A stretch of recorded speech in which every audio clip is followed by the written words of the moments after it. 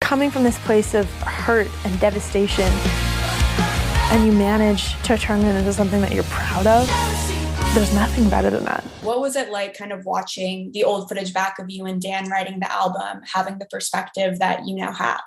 Yeah, I think it's so cool. I mean, obviously, the songs from Sour completely have taken on a whole new meaning and they kind of have a life of their own now, which I think is just a natural thing that happens when you put out music.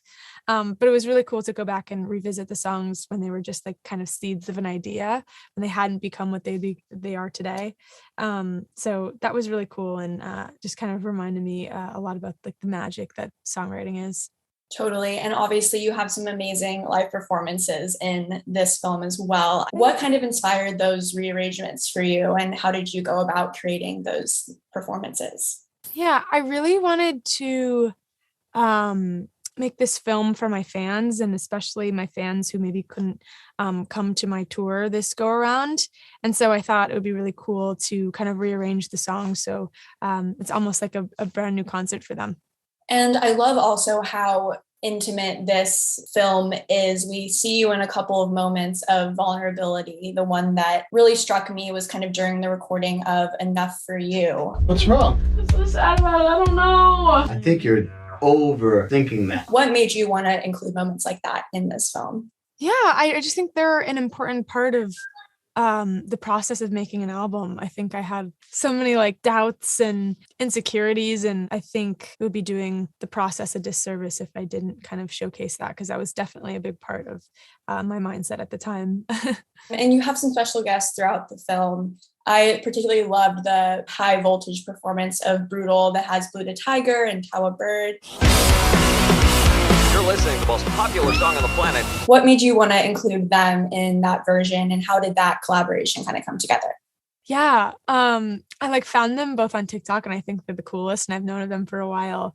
And there's just something so special, I think, about like girls just like rocking out together, and that's like an all girl band. And I don't know, it's just so empowering to me. I love women in rock, and I feel like we don't really like see as much of it as we should in the media today. And so it was really cool to kind of do that in the film. That's one of my favorite performances.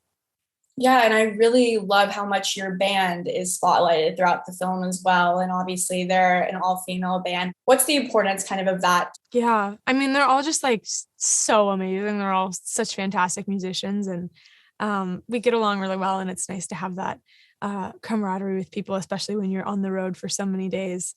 But yeah, it's going to be so fun to go on the road. I just, I kind of put out all my music in isolation because it all kind of happened during COVID. And so it's going to be really fun to get out and about and see the music in real life and how it affects people in real time. What have you kind of been doing to prepare for tour? What's the process been like? Because I know it's your first tour ever, which is crazy. I know. It's so exciting. I've just been doing a lot of rehearsals and lots of like vocal exercises, trying to, get my voice in good shape. Yesterday I ran on the treadmill and like sang my songs, because sometimes when you're like performing on stage, you get really winded. I did such a bad job running on the treadmill. It was so hard. I feel so sorry for my friend who had to listen to me while I did that because I sounded terrible. But yeah, just stuff like that. Oh my gosh, yeah, that's so great. Yeah, that's amazing.